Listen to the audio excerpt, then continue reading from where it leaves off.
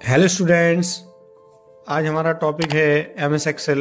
अंदर स्टूडेंट्स मैं आपको आज one sheet to another sheet बताने जा रहा हूँ। एक्चुअली क्या होता है कि पहले तो मैं आपको डेटा बना के दिखा देता हूँ जो हमारे पास ऑलरेडी बना हुआ है, उसके ऊपर मैं बताऊँगा। पहले ओपन कर लेते हैं, ये हमारा डेटा है। तो स्टूडेंट्स आपने देखा होगा कि कई बार हमें इंटरव्यू में पूछे जाते हैं कि आप एक शीट से दूसरी शीट पे डेटा लेकर आइए। तो देखो शीट कैसे बढ़ाते हैं, सबसे पहले बताऊं। यहाँ पे जैसे क्लिक करना है न्यू शीट, तो देखिए हमारा ये पहला शीट है, अब मैंने दूसरी शीट ले चुके हैं। प्लस करने पे हमारा शीट बढ़ता है। तो देखिए हमारे पास दो शीट है, तो हम चाहते हैं कि ये डेटा हमारे इधर कैसे लेके आना है। तो देखिए ये तो आपको पता ही है कि कैसे लेके आना है, सिंपल VLOOKUP आपको पता भी है।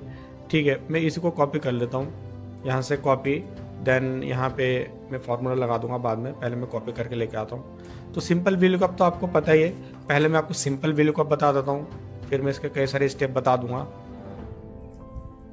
ये देखिए स्टूडेंट, सिंपल VLOOKUP से कैसे निकाले जाएंगे। सिंपल VLOOKUP, फिर lookup value, then comma, then आप यहाँ पे जाना, फिर table array, then comma, then 2,0। तो जैसे एंटर करेंगे स्टूडेंट, देखिए हमारा डेटा आ गया। ठीक है, फिर आप देखिए यहाँ पे अगर फ्रीज करना चाहेंगे तो फ्रीज के स्टेप भी मैं पहले पिछले वीडियोस में बता चुका हूँ, कितने बार करना पड़ेगा, 1 2 3।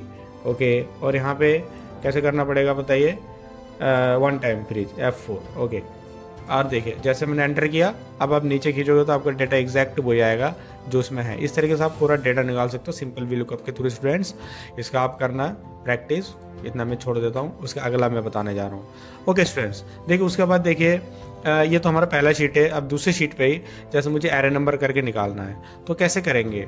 तो सबसे पहले हमारे पास यहाँ पे इज इक्वल टू सबसे पहले हमें एरे नंबर लिखना पड़ता है 1 2।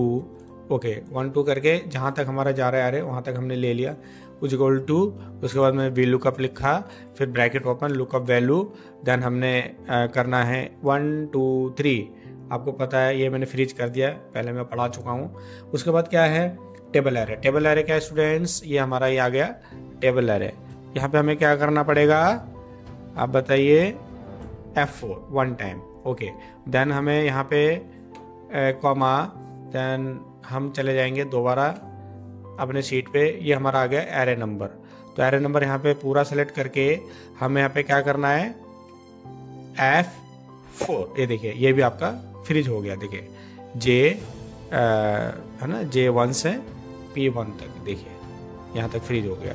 देन हमने यहाँ पे ब्रैकेट क्लोज किया, देन यहाँ पे comma, then comma, bracket close से पहले कॉमा, उसके बाद आप 0 भी रख सकते हो, यहाँ पे फॉल्स भी आप टैप कर सकते हो। फॉल्स का मतलब भी हमारा 0 होता है, एग्जैक्ट मैच के लिए भी 0 होता है। तो ये की बात है, आप फॉल्स रखो या फिर 0।